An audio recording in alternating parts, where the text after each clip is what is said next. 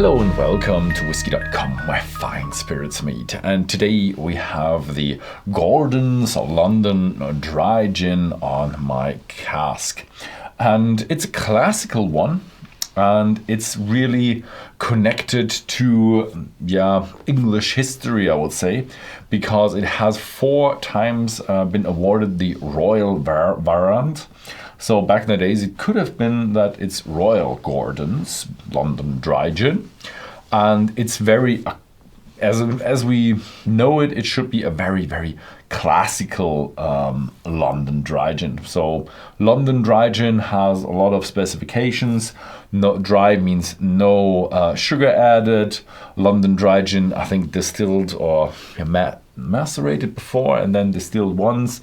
And you only have maceration or distillation with the botanicals, or is it one time each? I'm not quite sure, but it's very strict, so it's you can't really mess around with it a lot.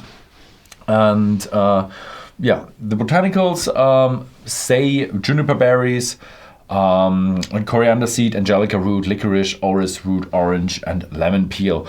Although I've heard that it's more on the juniper side.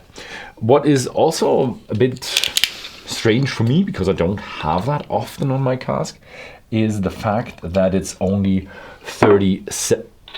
Damn it, forgot a glass. Just a second. Rup. Yeah. So there I'm back again. So poured it in the wrong glass.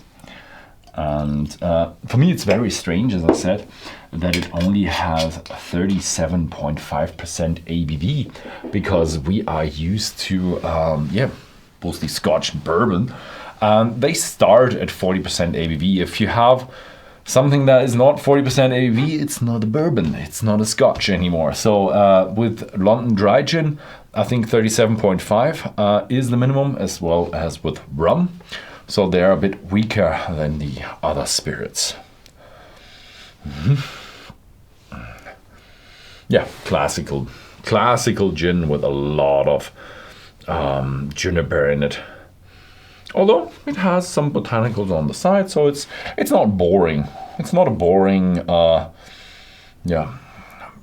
gin. It is also found in the supermarket, so people do know it from the supermarket shelves, and it's one of the, I would say, better ones from the supermarket. Let's go in for a try.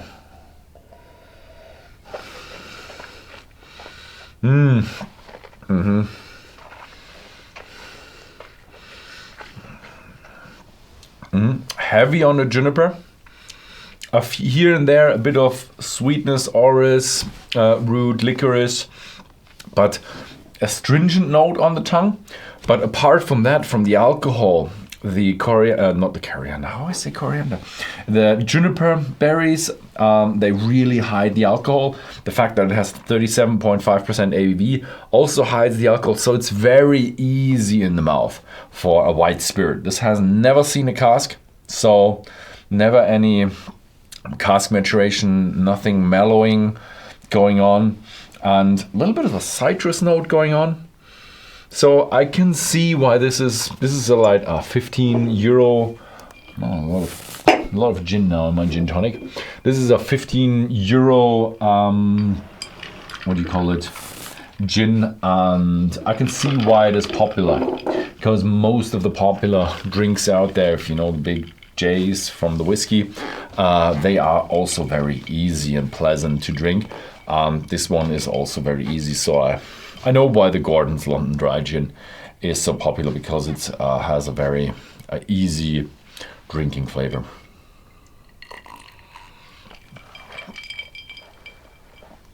And it works well with the gin tonic. Put a bit of more tonic in it than I expected.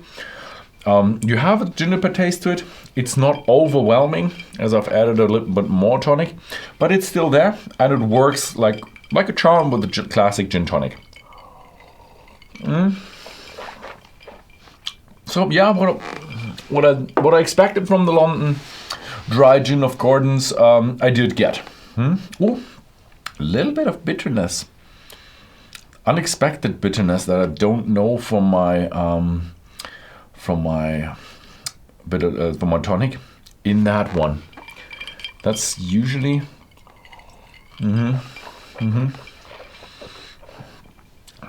Yeah. A little bit more bitter than I expected.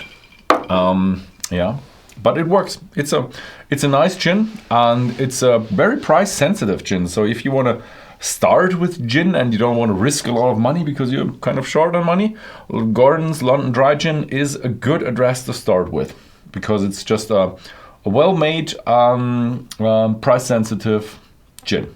Yeah. That's it. Have a look at the Whisky.com shop, also available in the United States. Thank you very much for watching, and see you next time.